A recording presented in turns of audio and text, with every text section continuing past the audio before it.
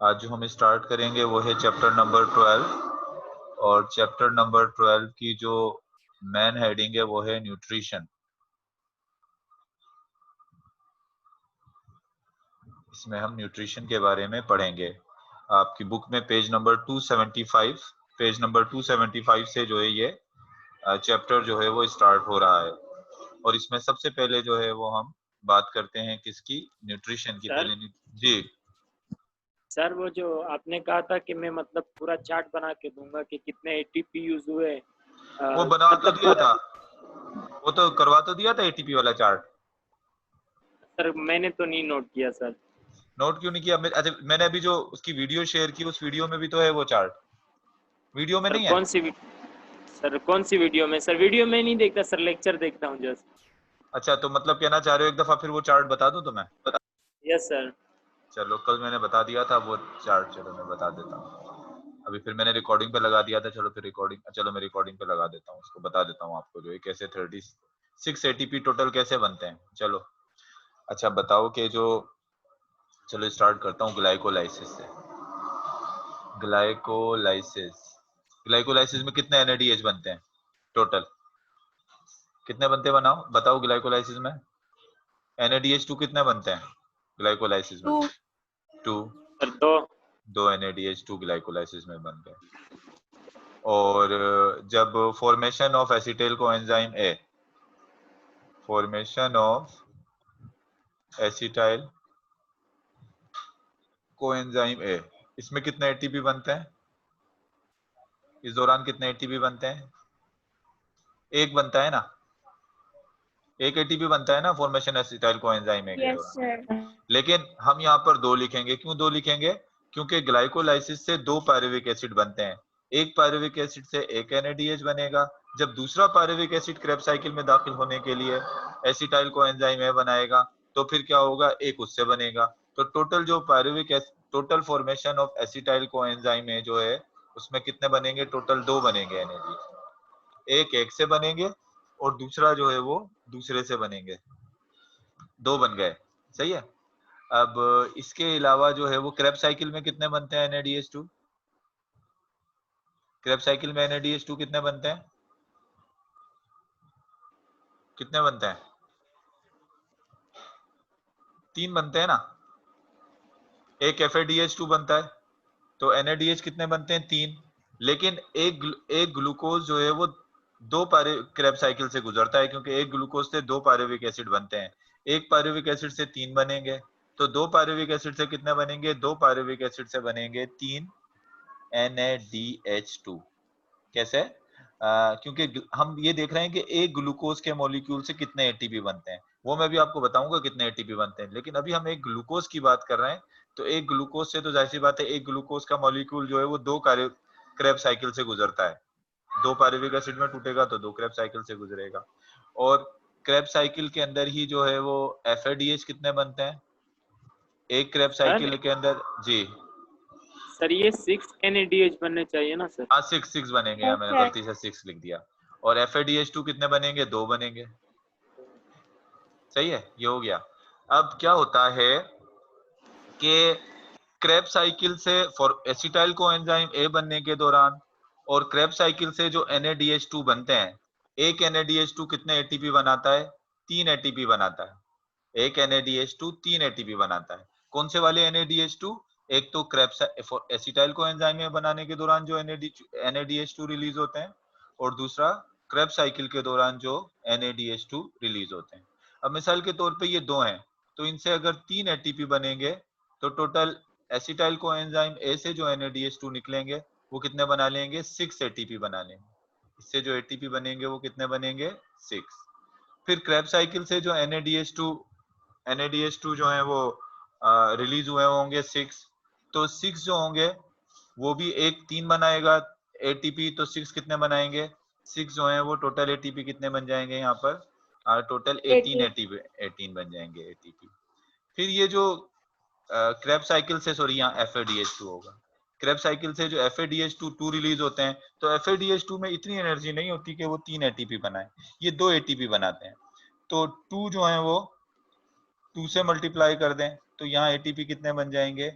यहाँ एटीपी बन जाएंगे 4, यहाँ कितने एटीपी बन जाएंगे 4 बन जाएंगे। और यहाँ पर जो ग्लाइकोलाइसिस से जो NADH2 रिलीज होते हैं 2, तो उनमें भी इतनी एनर्जी नहीं होती, वो भी 2 ही एटीपी बनाते हैं, 1 से 2 एटीपी बनेंगे। तो यहाँ पर टोटल कितने बन जाएंगे 4 एटीपी बन जाएंगे। इसके अलावा मैंने आपको बताया था ग्लाइकोलाइसिस के दौरान भी तो एटीपी बनेंगे। ग्लाइकोलाइसिस के दौरान डायरेक्ट एटीपी बनते हैं, जिसको हम कहते हैं substrate level phosphorylation. Substrate level phosphorylation किस दौरान? जो ग्लाइकोलाइसिस के दौरान हुई थी। तो 2 एटीपी उससे भी बने थे। इसी तरीके से क्रेब्स साइकिल के दौरान भी सबस्ट्रेट लेवल फॉस्फोरिलेशन हुई थी। किस दौरान हुई थी? क्रेब्स साइकिल में। तो एक क्रेब्स साइकिल से 1 एटीपी बनेगा, तो 2 क्रेब्स साइकिल से कितने एटीपी बन जाएंगे? 2 एटीपी बन जाएंगे। इन तमाम एटीपी को आप जो है वो इसको जो है वो ऐड कर लें, इन सबको इनका सम अप कर लें, इनको मिला लें, तो मिलने से टोटल एटीपी कितने हो जाएंगे? 36 एटीपी बन जाएंगे।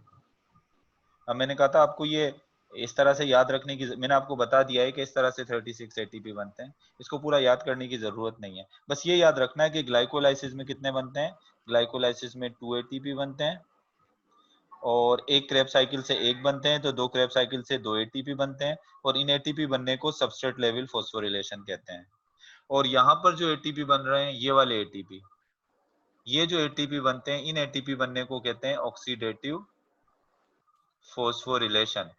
और फोटोसिंथेसिस के दौरान जो एटीपी बनते हैं उसको कहते हैं फोटोफॉस्फोरिलेशन। ये बात कल वाले लेक्चर में भी डिटेल में डिस्कस किया था इस बात को। आज फिर एक दफा ये बात आपको बता रहा हूँ कि फोटोसिंथेसिस के दौरान जो एटीपी बनेंगे वो फोटोफॉस्फोरिलेशन है। इलेक्ट्रॉन ट्रांसपोर्ट चेन जो फोटोसिंथेसिस रेस्पिरेशन की है उस दौरान जो बनेंगे वो ऑक्सीडेटिव फॉस्फोरिलेशन, और ग्लाइकोलाइसिस और क्रेब साइकिल में जो बनेंगे वो होगी सबस्ट्रेट लेवल फॉस्फोरिलेशन। आमिर हो गया है क्लियर 36 एटीपी कैसे बनेंगे?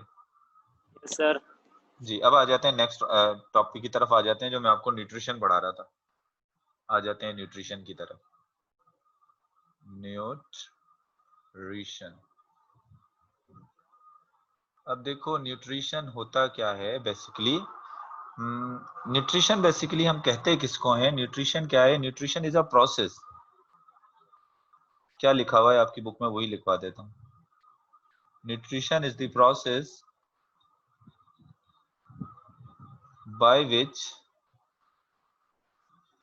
by which the organism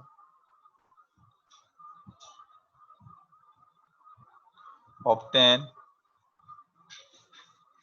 energy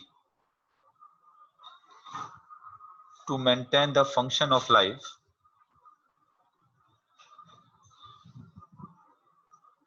to maintain the functions of life, to build the matter and maintain their structure.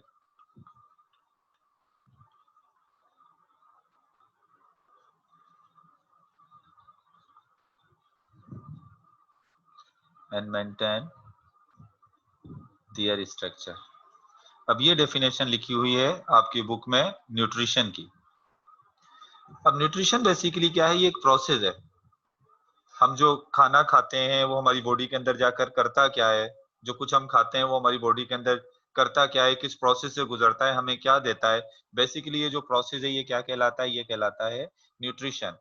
तो क्या है? Nutrition is a process. Nutrition is a process है। Nutrition एक प्रोसेस है by which organism obtain energy, जिसमें organism क्या obtain करता है? एनर्जी ऑब्टेन करता है। मिसाल के तौर पे आपने खाना खाया, आपको खाने से मिला ग्लूकोज। आपने खाना खाया तो खाने में आप क्या लेते हो? जब हम कोई ब्रेड खाते हैं तो हम उससे हमें ग्लूकोज मिलता है। जब आप गोश्त या मीट लेते हो या आप पल्सेस दालें खाते हो तो उससे प्रोटीन मिलता है। उससे क्या मिलता है? प्रोटीन मिलता है। वेजिटेबल्स लेते हो तो उससे मिनरल्स मिलते हैं। अब ये जो चीजें आप खाते हो, जो चीज आप खाते हो, इन खाने को तो आपके जो फूड सब्सटेंस है, जो आप इनटेक कर रहे हो, वो तो न्यूट्रिएंट है। उसको हम क्या कहते हैं? उसको हम कहते हैं न्यूट्रिएंट। और वो न्यूट्रिएंट आपकी बॉडी में जाकर जो आपको दे रहा है वो क्या, वो जो इस प्रोसेस से गुजर रहा है वो क्या है? वो है न्यूट्रिशन। तो न्यूट्रिशन एक प्रोसेस है जिससे हम एनर्जी ऑब्टेन करते हैं। वैसे तो आपकी बुक में एनर्जी का लिखा हुआ है, एनर्जी के अलावा भी कुछ चीजें ऑब्टेन करते हैं, लेकिन यहाँ पर मेनली किस पर फोकस किया गया है, एनर्जी पर। तो इसका मतलब एनर्जी देने वाला जो मेन न्यूट्रिएंट है वो क्या है, वो है आपके पास ग्लूकोज। और उस एनर्जी को इस्तेमाल कर कर आप क्या करते हो, to maintain the functions of life, क्योंकि उस एनर्जी से तो हमारी जिंदगी के फंक्शन जो है वो चलते हैं। मिसाल के तौर पे आपके बॉडी में जो है वो मेटाबॉलिक रिएक्शंस होते हैं, उनके लिए एनर्जी की जरूरत होती है। अगर मेटाबॉलिक रिएक्शन नहीं होंगे तो फिर आपकी बॉडी के फंक्शंस या लाइफ के जो फंक्शंस है वो रुक जाएंगे। आपका हार्ट बीट कर रहा है, दिल धड़क रहा है, तो क्या है, तो उसके लिए एनर्जी की जरूरत है। अगर एनर्जी नहीं होगी, आपकी मसल्स की कंट्रैक्शन या दिल नहीं धड़केगा। इवन आपका ब्रेन जो काम कर रहा है उसको भी एनर्जी की जरूरत है। क्यों एनर्जी आपको चाहिए होती है, और एनर्जी किस चीज के लिए चाहिए होती है, अपने लाइफ के फंक्शंस को, जिंदगी के जो फंक्शंस हैं उनको मेंटेन करने के लिए। To build the matter, build the matter का मतलब क्या है, जैसे आपको नया प्रोटोप्लाज्म, हमारी बॉडी में जो प्रोटोप्लाज्म बनता है, हमारे मसल्स अगर डैमेज हो जाते हैं तो नया मसल्स बनाने के लिए हमें प्रोटीन चाहिए।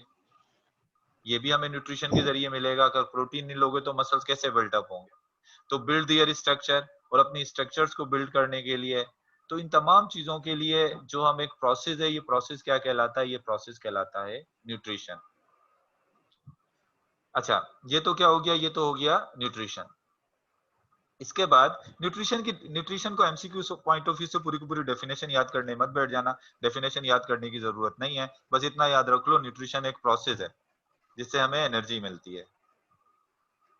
अच्छा, दूसरे नंबर पर न्यूट्रिएंट क्या होते हैं। न्यूट्रिएंट अभी मैंने आपको बता दिया, जो कुछ आप खा रहे हो क्या ये है न्यूट्रिएंट। न्यूट्रिएंट क्या है, फूड और एनी सब्सटेंस, खाना या कोई भी सब्सटेंस जो आपको क्या देता है, जो आपकी बॉडी को एलिमेंट्स देता है। एलिमेंट्स का मतलब क्या होता है, मिसाल के तौर पे आपकी बॉडी को जब नया प्रोटोप्लाज्म चाहिए, मुख्तलिफ मिनरल्स हमारी बॉडी को चाहिए चाहिए होते हैं, तो वो फूड जो होता है उससे हमें मिलते हैं, मिनरल्स मिलते हैं, उससे हमें एनर्जी मिलती है।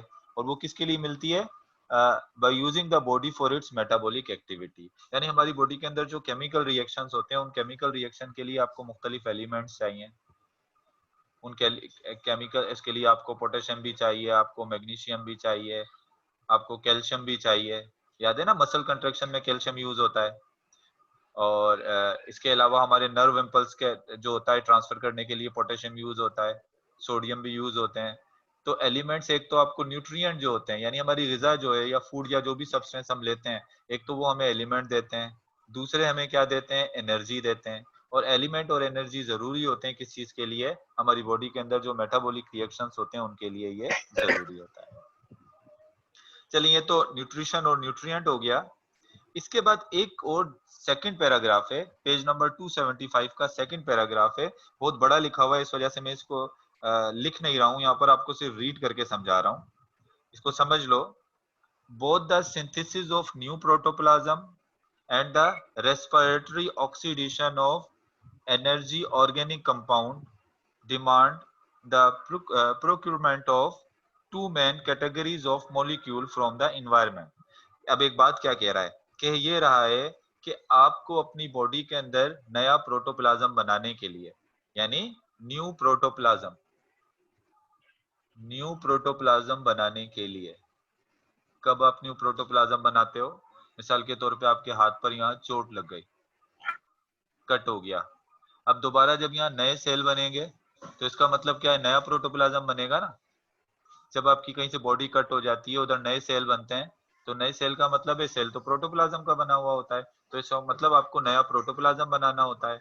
तो कह रहा है कि न्यू प्रोटोप्लाज्म बनाने के लिए, और दूसरा रेस्पिरेटरी ऑक्सीडेशन के लिए। रेस्पिरेटरी ऑक्सीडेशन का मतलब क्या है, जो मैंने आपको रेस्पिरेशन का प्रोसेस बताया था। रेस्पिरेटरी ऑक्सीडेशन का मतलब क्या है, वो जो ग्लूकोज टूट रहा था ग्लाइकोजन के अंदर, वो जो रेस्पिरेटरी ऑक्सीडेशन, पूरा रेस्पिरेशन का जो प्रोसेस होता है। तो कहता है इन दो चीजों के लिए आपको दो मेन कैटेगरीज ऑफ मॉलिक्यूल चाहिए, इन दो कामों के लिए, यानी नया प्रोटोप्लाज्म बनाने के लिए, और दूसरा आपको रेस्पिरेशन के लिए, स्पेशली एरोबिक रेस्पिरेशन के लिए आपको दो जो हैं वो मेन मॉलिक्यूल्स चाहिए। एक तो मिसाल के तौर पे हम इंसान हैं, अगर हम ह्यूमन को जो है वो नया प्रोटोप्लाज्म बनाना होगा, तो नया प्रोटोप्लाज्म बनाने के लिए हम क्या करेंगे, हम ये नया प्रोटोप्लाज्म बनाने के लिए जो है वो या तो ये करेंगे already synthesise high energy compound और else the raw material from which new protoplasm can be synthesize. कहता है कि नया प्रोटोप्लाज्म बनाने के लिए हमें क्या चाहिए होगा, ऑलरेडी हाई एनर्जी कंपाउंड। यानी मिसाल के तौर पे अगर हमें प्रोटोप्लाज्म बनाना है तो प्रोटीन उसके लिए चाहिए होता है, तो अमीनो एसिड चाहिए होंगे। अब वो अमीनो एसिड आप कहाँ से लोगे, आप प्रोटीन खा लो, ऐसा फूड खा लो जिसके अंदर क्या है, जिसके अंदर प्रोटीन है। ऐसा फूड खा लो जिसमें क्या मौजूद है, प्रोटीन मौजूद है। तो उस प्रोटीन से आपको जो है वो क्या मिल जाएंगे, उस प्रोटीन से आपको अमीनो एसिड मिल जाएंगे और वो अमीनो एसिड आपको नया प्रोटोप्लाज्म बनाने में हेल्प करेंगे। या लिपिड्स लेंगे क्योंकि प्रोटोप्लाज्म में लिपिड्स होते हैं, आप लिपिड्स खा लो, लिपिड से फैटी एसिड रिलीज होंगे, वो फैटी एसिड आपको नया प्रोटोप्लाज्म बनाने में हेल्प करेंगे। आप ग्लूकोज ले लो, ग्लूकोज भी आपको क्या देगा, ग्लूकोज भी आपको एनर्जी देगा प्रोटोप्लाज्म बनाने के लिए। आप इसी तरीके से मिनरल्स, वेजिटेबल्स खा लें, इनसे आपको मिनरल्स मिल जाएंगे। लेकिन ये तमाम चीजें ऑलरेडी बनी हुई मिलेंगी आपको। इन जो एनिमल्स होते हैं वो ऑलरेडी, क्योंकि हेट्रोट्रॉफ होते हैं ना, तो ऑलरेडी प्रिपेयर पहले से ऑर्गेनिक फूड प्रिपेयर होता है, तो उसको उसको जो है वो लेकर अपना एनर्जी ले, उससे जो है अपना नया प्रोटोप्लाज्म जो है वो बनाते हैं।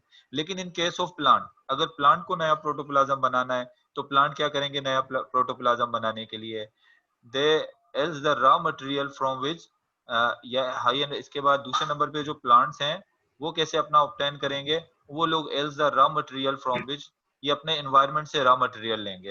मिसाल के तौर पे प्लांट जो है वो क्या काम करेंगे, अपने एनवायरनमेंट से कार्बन डाइऑक्साइड लेंगे, वाटर लेंगे, सनलाइट की प्रेजेंस में इसको कन्वर्ट कर देंगे ग्लूकोज में, फिर ग्लूकोज में ग्लूकोज को हम स्टार्टर कहते हैं, फिर ग्लूकोज में चेंज आकर इससे प्रोटीन बनाएंगे, इसी से जो है वो लिपिड्स बनाएंगे। तो यहाँ पर एक बात बता रहा है कि ऑर्गेनिज्म को जब अपना नया प्रोटोप्लाज्म बनाना होता है तो उसके लिए क्या चाहिए होगा, या तो पहले से ये ऑर्गेनिक कंपाउंड जो है वो हाई रिच ऑर्गेनिक कंपाउंड वो ऑब्टेन कर लें, जैसे एनिमल ये काम करते हैं, या फिर रॉ मटेरियल हो जैसे कार्बन डाइऑक्साइड हो गया या वाटर हो गया, इनको मिलाकर फिर अपना ग्लूकोज बनाए और उससे फिर नया अपना प्रोटोप्लाज्म बनाए। और दूसरा, रेस्पिरेटरी ऑक्सीडेशन के लिए, रेस्पिरेशन के लिए कौन सा मॉलिक्यूल चाहिए, तो रेस्पिरेशन के लिए तो उसको जो मॉलिक्यूल चाहिए, प्लांट्स हो या एनिमल, दोनों को क्या चाहिए, दोनों को चाहिए ऑक्सीजन। अब मैं रीड कर देता हूँ इस पैराग्राफ को पूरा। वैसे इसको एमसीक्यूज पॉइंट ऑफ व्यू से कोई इतना इंपॉर्टेंट नहीं है इसमें कुछ भी, लेकिन मैंने क्योंकि आप बुक रीड करते हो तो आपको प्रॉब्लम हो, तो इस वजह से मैंने आपको ये पूरा पैराग्राफ यहाँ पर समझा दिया है। अब देखो मैं ये पैराग्राफ रीड कर रहा हूँ। both the synthesis of new protoplasm and the respiratory oxidation, यानी नया प्रोटोप्लाज्म बनाने के लिए और रेस्पिरेटरी ऑक्सीडेशन यानी रेस्पिरेशन करने के लिए of high energy organic compound. जब रेस्पिरेशन हम करते हैं तो हाई और एनर्जी ऑर्गेनिक कंपाउंड जैसे ग्लूकोज हो गया उसको क्या करते हैं, उसको ब्रेक डाउन कर देते हैं। तो कह रहा है नया प्रोटोप्लाज्म बनाने के लिए या हाई एनर्जी कंपाउंड को ब्रेक डाउन करने के लिए the animal demand the procurement of two main categories of molecule। उनको जरूरत होती है, यहाँ पर procurement का मतलब समझ लें कि उनको जरूरत होती है दो किस्म के जो है वो क्या कहना चाहिए, मॉलिक्यूल की, फ्रॉम द इन्वायरमेंट। ये मॉलिक्यूल कहाँ से लेंगे, अपने इन्वायरमेंट से। या तो already synthesise high energy compound, यानी वो जो हाई एनर्जी कंपाउंड होते हैं, हाई एनर्जी कंपाउंड में आप प्रोटीन को भी ले सकते हो, आप लिपिड भी कह सकते हो और आप ग्लूकोज भी कह सकते हो। या तो ऑलरेडी पहले से बने हुए ये ऑर्गेनिक कंपाउंड कहाँ से ले लें, अपने इन्वायरमेंट से ले लें। Already synthesise high energy compound from environment जैसे एनिमल लेते हैं, एंड और else the raw material from which new protoplasm can be synthesise. या फिर रॉ मटेरियल लें, रॉ मटेरियल क्या हो गया, प्लांट्स की तरह कार्बन डाइऑक्साइड और वाटर को मिलाकर ये रॉ मटेरियल, और इससे मिलाकर आपका अपना एनर्जी रिच ऑर्गेनिक कंपाउंड बना लें जिससे फिर वो अपना प्रोटोप्लाज्म सिंथेसिस करें।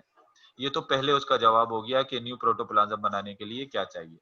फिर दूसरी बात कह रहा है कि oxidation of high energy compound, respiratory oxidation of high energy compound, यानी हाई एनर्जी कंपाउंड से एटीपी रिलीज कराने के लिए मेनली क्या चाहिए होता है, उसके लिए चाहिए होती है ऑक्सीजन।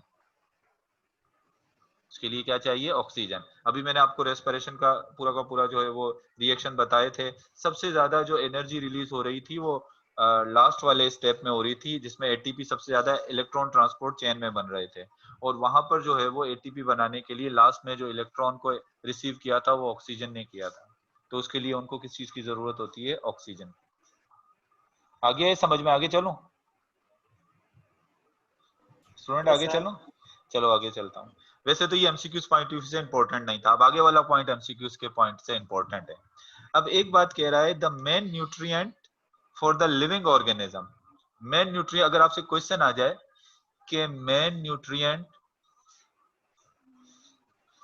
फॉर लिविंग ऑर्गेनिज्म, तमाम लिविंग ऑर्गेनिज्म का मेन न्यूट्रिएंट क्या है?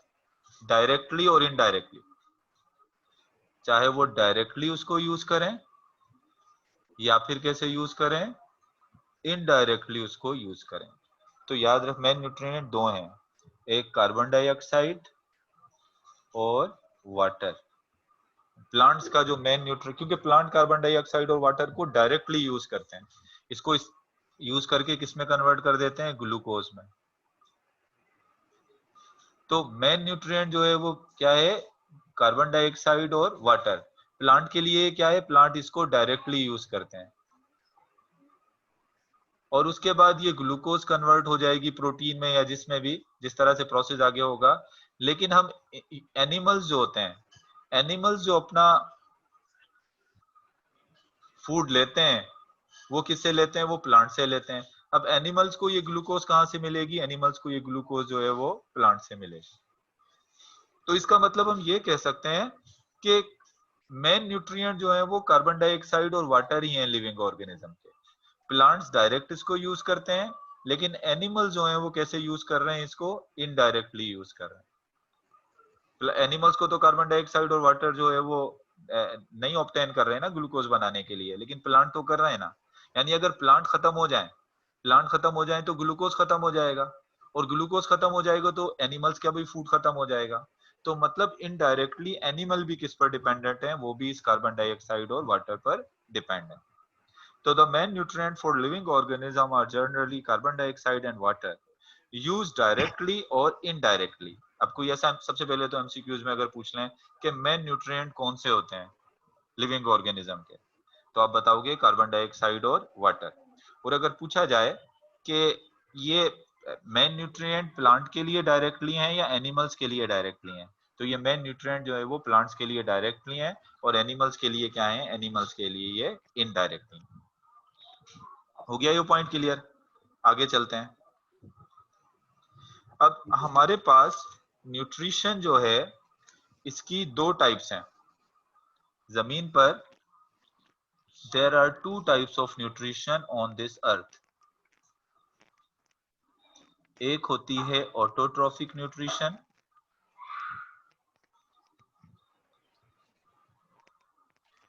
एक होती है ऑटोट्रॉफिक न्यूट्रिशन, और ऐसे ऑर्गेनिज्म जो ऑटोट्रॉफिक न्यूट्रिशन करते हैं उनको ऑटोट्रॉफ कहते हैं।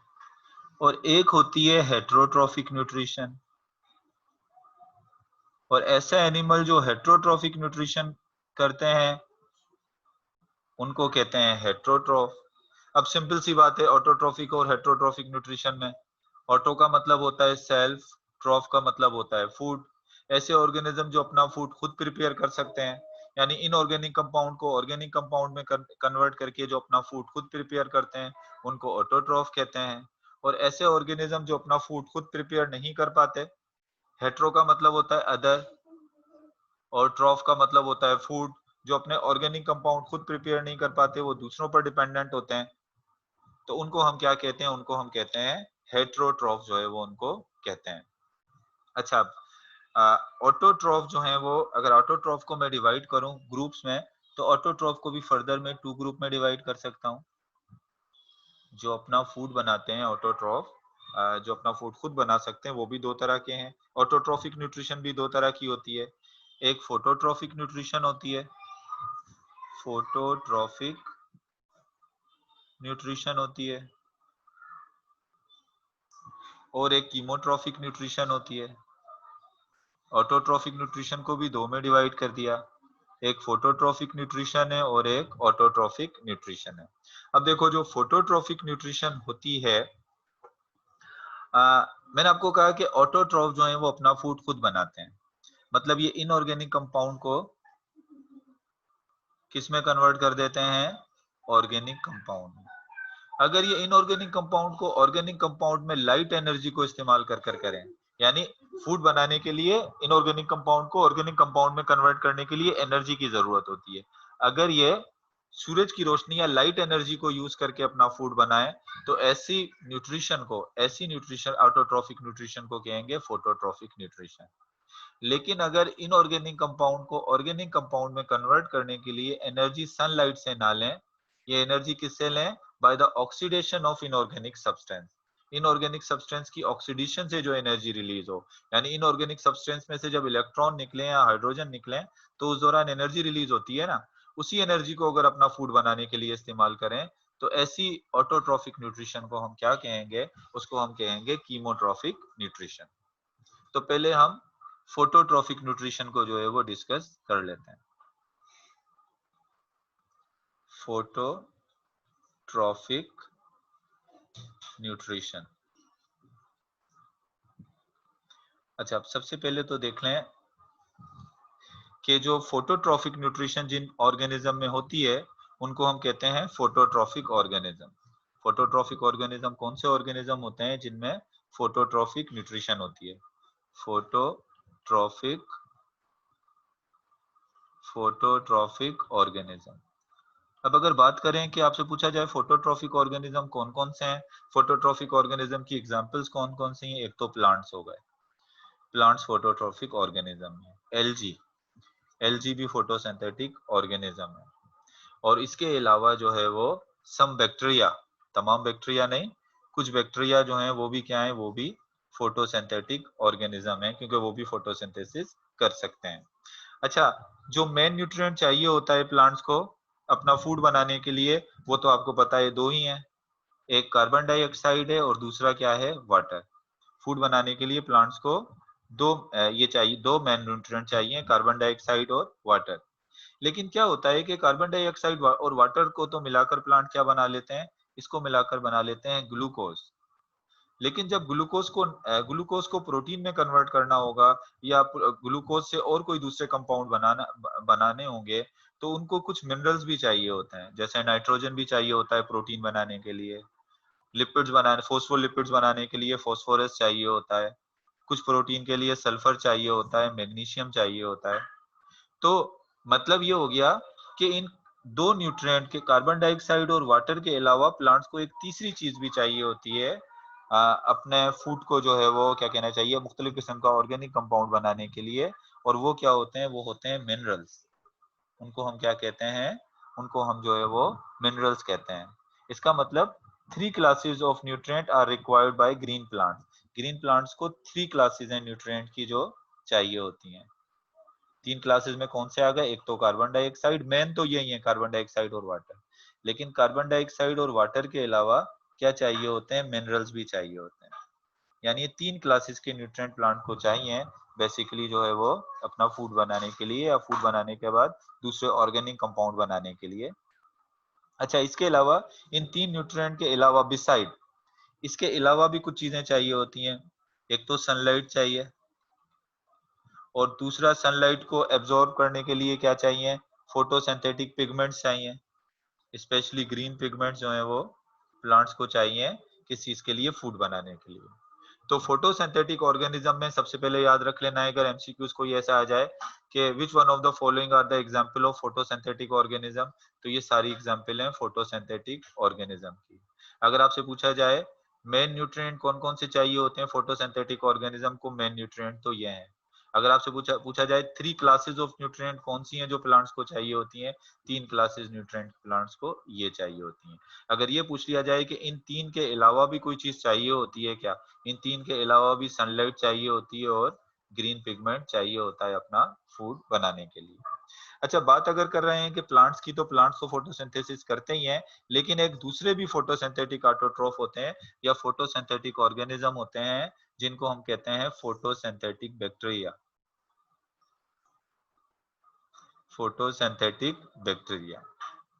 सिर्फ प्लांट ही फोटोसिंथेसिस नहीं करते, बैक्टीरिया भी फोटोसिंथेसिस करते हैं, लेकिन बैक्टीरिया की फोटोसिंथेसिस प्लांट की फोटोसिंथेसिस से डिफरेंट होती है। अब क्या फर्क होता है, ये बात याद रखनी है आपने, इंपॉर्टेंट है ये बात आपने याद रखनी है कि बैक्टीरिया की फोटोसिंथेसिस में और प्लांट की फोटोसिंथेसिस में क्या फर्क होता है। तो फर्क थोड़ा सा देख लें। तो बैक्टीरिया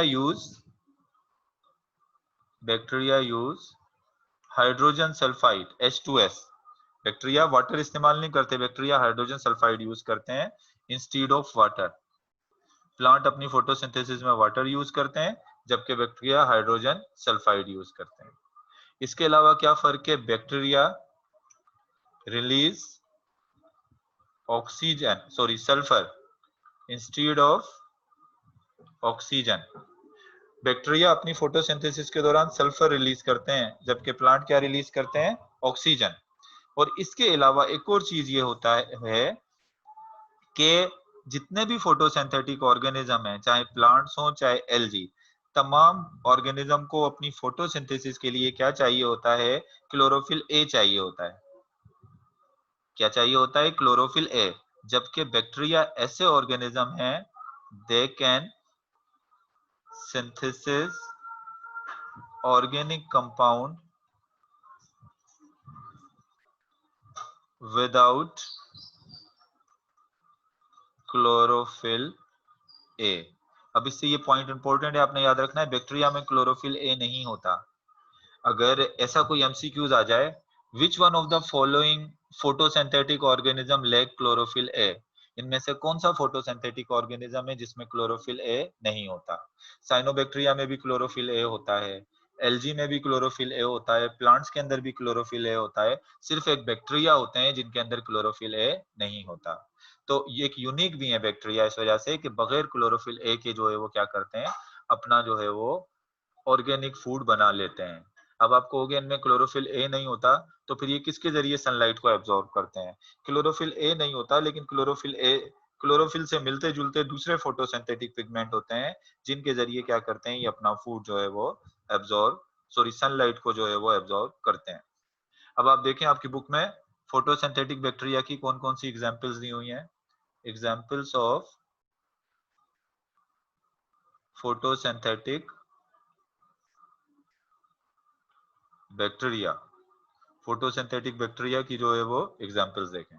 अब यहाँ सबसे पहले तो मैं एग्जाम्पल लिख रहा हूँ, आपकी बुक में जो लिखा हुआ है इसको थोड़ा समझाने के लिए आपको यहाँ पर एग्जाम्पल लिख रहा हूँ। एक ऐसा बना देता हूँ, यहाँ पर एग्जाम्पल लिख देता हूँ कि कौन से बैक्टीरिया होते हैं। दूसरा, इनका पिगमेंट यहाँ पे लिख देता हूँ कि इनमें फोटोसिंथेटिक पिगमेंट कौन सा पाया जाता है।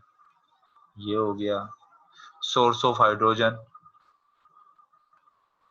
यानी अपना ग्लूकोज बनाने के लिए हाइड्रोजन कौन सी लेते हैं। और तीसरा अकरेंस लिख देता। जी जी सर, क्लास दोबारा स्टार्ट करेंगे आप? नहीं, तो अगर ये पूरा टॉपिक खत्म हो गया तो स्टार्ट नहीं करूंगा, ये जो मैं बात बता रहा हूँ आपको। अच्छा, एग्जाम्पल कौन कौन सी है, सबसे पहले तो एग्जाम्पल। जी जी पहले सर पहले पहले ये अभी थोड़ा समझ सर लो। आपने कहा था सर मैं तो सर टाइम खत्म हो जाएगा। चलो बताओ, पूछो सर पूछो आपने पूछो। कहा था ना सर मैं दो सर अभी इन सर जी जी पूछो पूछो पूछो, मैं सुन रहा हूँ। आपने कहा था ना कि सर मैं 2 क्लासेस लूंगा। हाँ तो सर 2 अभी क्लासेस लेता एंट्री तो सर अभी मैं एंट्री के आपको जो सर हमारे तो नहीं लेते ना सर आप? तुम्हारी एक वो लेता हूँ ना, वो आपको सेंड तो कर देता हूँ ना वीडियो, उसमें से जो क्वेश्चन हुआ करें मुझसे जो है ना वो उस पे व्हाट्सएप पे पूछा करो,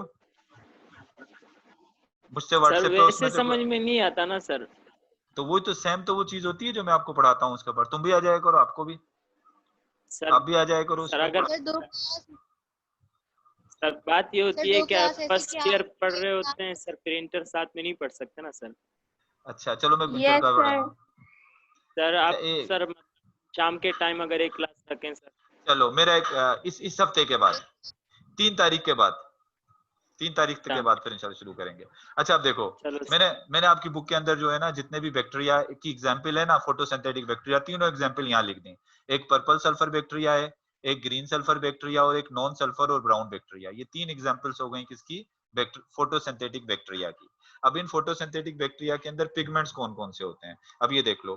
जो पर्पल सल्फर बैक्टीरिया होते हैं, इनमें जो पिगमेंट होते हैं फोटोसिंथेटिक पिगमेंट, क्लोरोफिल तो नहीं होता, लेकिन इसकी जगह होता है बैक्टीरियो क्लोरोफिल। इसमें पिगमेंट क्या होता है? बैक्टीरियो क्लोरोफिल होता है। या इसके अलावा कैरोटेनॉइड्स भी होते हैं इसमें। ये हो गया इसमें पिगमेंट, ये मैंने बात कर ली पर्पल सल्फर बैक्टीरिया। इनको अपना हाइड्रोजन कहाँ से मिलता है फोटोसिंथेसिस के लिए? हाइड्रोजन सल्फाइड से। और ये कहाँ पाए जाते हैं? ये पाए जाते हैं सल्फर स्प्रिंग में। सल्फर स्प्रिंग किसको कहते हैं? जो गर्म पानी के चश्मे होते हैं उनको कहते हैं सल्फर स्प्रिंग, वहां पर ये पाए जाते हैं। अब ग्रीन सल्फर बैक्टीरिया के अंदर फोटोसिंथेटिक पिगमेंट कौन सा होता है? ग्रीन सल्फर बैक्टीरिया के अंदर फोटोसिंथेटिक जो पिगमेंट होता है उसे कहते हैं क्लोरोबियम, उसे कहते हैं क्लोरोबियम क्लोरोफिल, उसे कहते हैं क्लोरोबियम क्लोरोफिल। और ये भी अपना हाइड्रोजन कहाँ से लेता है? ये भी अपना हाइड्रोजन हाइड्रोजन सल्फाइड से लेता है। और ये भी कहाँ पाया जाता है? ये भी सल्फर स्प्रिंग में पाया जाता है। इसके अलावा एक और एग्जांपल दी हुई है नॉन सल्फर पर्पल और ब्राउन बैक्टीरिया। तो ये जो non sulphur purple and brown bacteria हैं, ये पाए कहाँ जाते हैं? ये सल्फर स्प्रिंग में नहीं पाए जाते, ये मड में पाए जाते हैं। कीचड़ होती है ना, या जो स्टेगनेंट वाटर होता है, रुका हुआ पानी, उसमें पाए जाते हैं। अब जाहिर सी बात है, जब रुके हुए पानी में पाए जाते हैं, यहाँ सल्फर तो होता नहीं है, तो फिर ये अपनी हाइड्रोजन कहाँ से लेते हैं? ये अपनी हाइड्रोजन लेते हैं बेसिकली ऑर्गेनिक हाइड्रोजन डोनर, यानी वहां जो लिविंग ऑर्गेनिज्म डेड हो जाते हैं उनकी बॉडी से जो हाइड्रोजन निकलती है उससे हाइड्रोजन लेते हैं। और इनमें फोटोसिंथेटिक पिगमेंट कौन सा होता है? इनमें फोटोसिंथेटिक पिगमेंट होता है बैक्टीरियो